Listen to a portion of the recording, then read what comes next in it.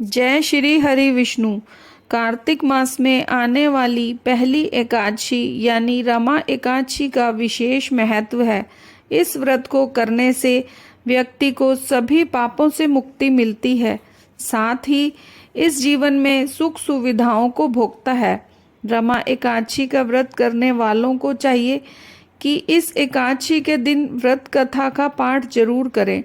पद्म पुराण में वर्णित भगवान श्री कृष्ण द्वारा युधिष्ठिर को इस व्रत का महत्व बताया है। युधिष्ठिर ने पूछा, जनार्दन, मुझ पर आपका स्नेह है, अतः कृपा करके बताइए कि कार्तिक के कृष्ण पक्ष में कौन सी एकादशी होती है। भगवान श्री कृष्ण बोले, राजन, कार्तिक के कृष्ण पक्ष में जो परममय कल्याणमयी एकादशी होती है वह रमा के नाम से विख्यात है। रमा परम उत्तम है और बड़े बड़े पापों को हरने वाली है। पूर्व काल में मुकुंदचंद नाम से विख्यात एक राजा हो चुके हैं, जो भगवान श्री विष्णु के भक्त और सत्य प्रतिज्ञ थे।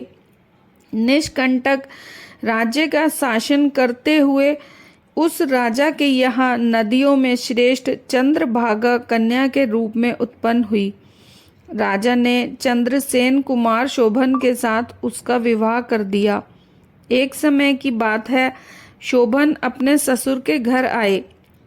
उनके यहाँ दशमी के दिन आने पर समूचे नगर में ढिंढोरा पिटवाया जाता था कि एकादशी के दिन कोई भोजन न करे, कोई भी भोजन न करे। यह डेके की बात सुनकर शोभन ने अपनी प्यारी पत्नी चंद्रभागा से कहा, प्रिय, मुझे इस समय क्या करना चाहिए, इसकी शिक्षा दो। चंद्रभागा बोली, प्रभु, मेरे पिता के घर पर तो एकादशी को कोई भोजन नहीं कर सकता।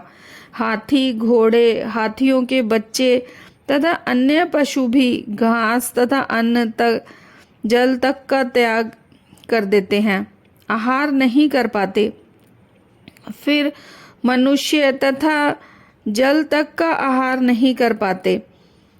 मनुष्य एकादशी के दिन भोजन कैसे कर सकते हैं?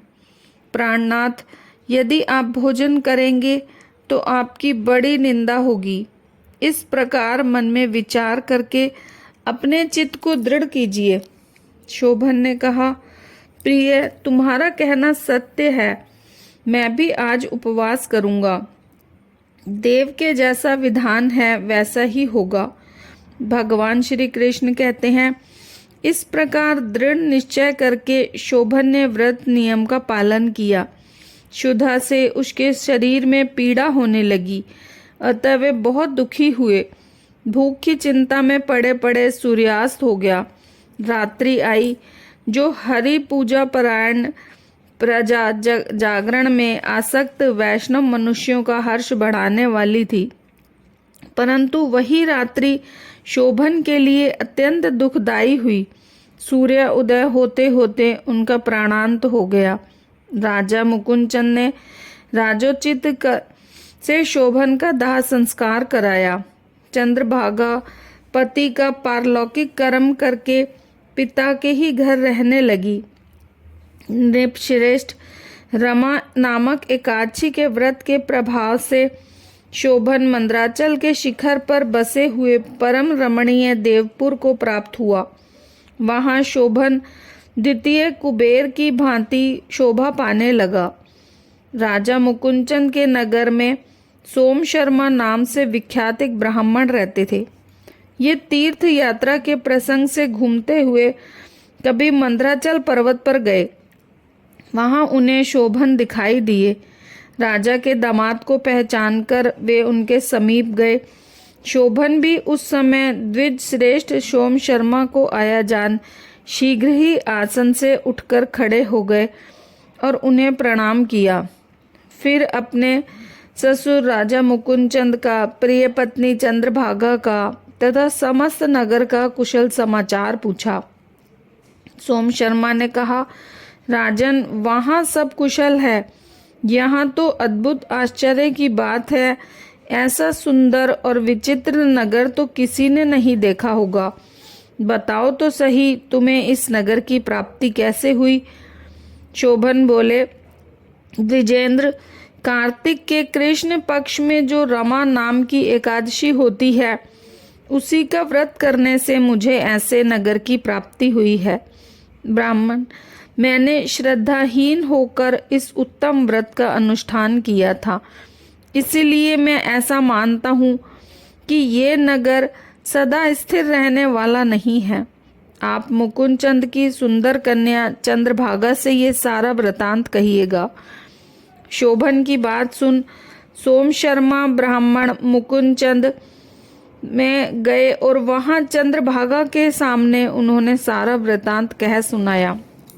सोम शर्मा बोले, शुभे, मैंने तुम्हारे पति को प्रत्यक्ष देखा है तथा इंद्रपुरी के समान उनके दुर्नुष नगर का भी अवलोकन किया है। वे उसे अस्थिर बताते थे, तुम उसको स्थिर बनाओ।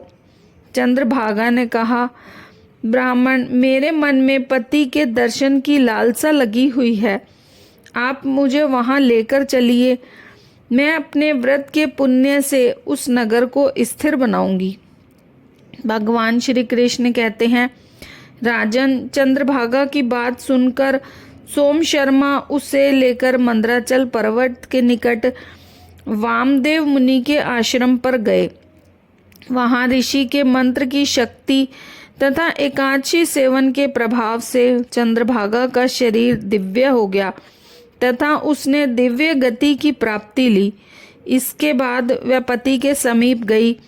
उस समय उसके नेत्र हर्षोल्लास से खिल रहे थे। अपनी प्रिय पत्नी को आया देख शोभन को बड़ी प्रसन्नता हुई। उन्होंने उसे बुलाकर अपने वाम भाग में सिंहासन पर बिठाया। तदंतर चंद्रभागा ने हर्ष में भरकर अपने प्रियतम से यह वचन कहे, नाथ, मैं हित की बात कहती हूँ, सुनिए। पिता के घर में रहते समय जब मेरी अवस्था 8 वर्ष से अधिक हो गई, तभी से लेकर आज तक मैंने एकादशी के व्रत किए हैं और उनके भीतर जो पुण्य संचित हुआ है, उसके प्रभाव से यह नगर कल्प के अंत तक स्थिर रहेगा तथा सब प्रकार के मनोवांछित वैभव से समृद्धिशाली होगा। नृपश्रेष्ठ, इस प्रकार रमा व्रत के प्रभाव से चंद्रभागा दिव्य भोग, दिव्य रूप और दिव्य आभूषणों से विभूषित हो अपने पति के साथ मंदराचल के शिखर पर विहार करती है। राजन, मैंने तुम्हारे समक्ष रमा नाम एकादशी का वर्णन किया है। यह चिंतामणि तथा कामधेनु के समान सब मनोरथों को पूर्ण करने वाली है।